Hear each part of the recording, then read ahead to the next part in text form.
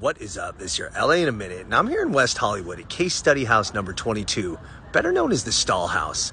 Not only is the Stahl House stunningly beautiful, but it's an architectural wonder, one of the true marvels of Los Angeles. But what's also a wonder is the fact that this house on a precarious cliff in the Hollywood Hills was even built in the first place. Let's get into it.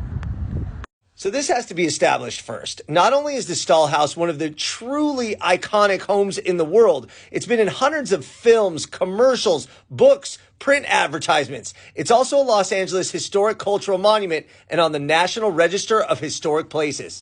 It's also the only privately owned home on the top 150 structures of America's favorite architecture list.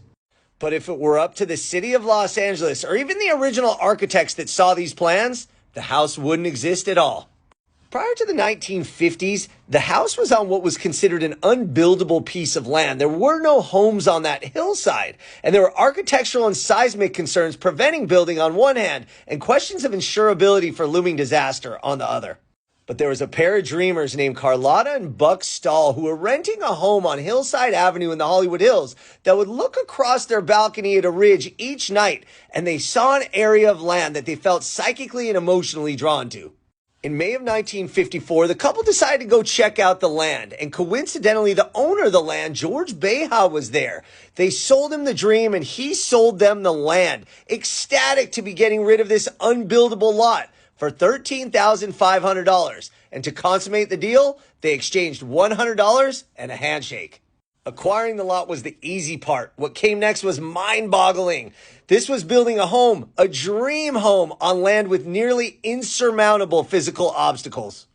They decided to meet with 3 architects. The first 2 told them the same thing. These plans are crazy and you're never going to be able to build it up here.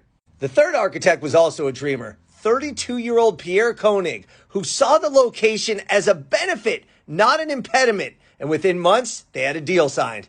Koenig spent months getting engineers, planners, and officials to approve his design. Because steel was an unconventional building material for homes at the time, and the steep slope on the hillside, there was a ton of pushback.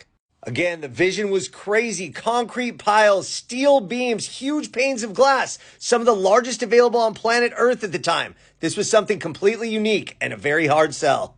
But once Koenig worked his magic and had the plans approved, the structure was erected in one day with the help of 5 workers, and it took 1 year to finish construction on the masterpiece. I mean, the final effect is simply stunning. It was immediately recognized as one of the most important pieces of architecture in Los Angeles.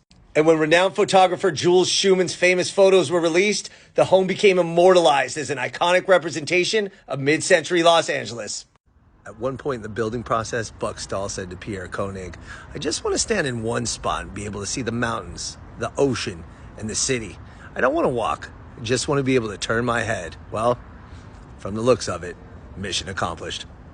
By building one of the true architectural wonders of Los Angeles and the world, Buck and Carlotta Stahl, along with Pierre Koenig, accomplished something that people said couldn't be done, but it showed the power of their drive and their dreams right here in Los Angeles.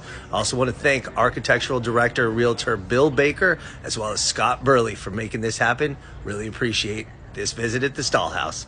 All right, LA, it's been a minute.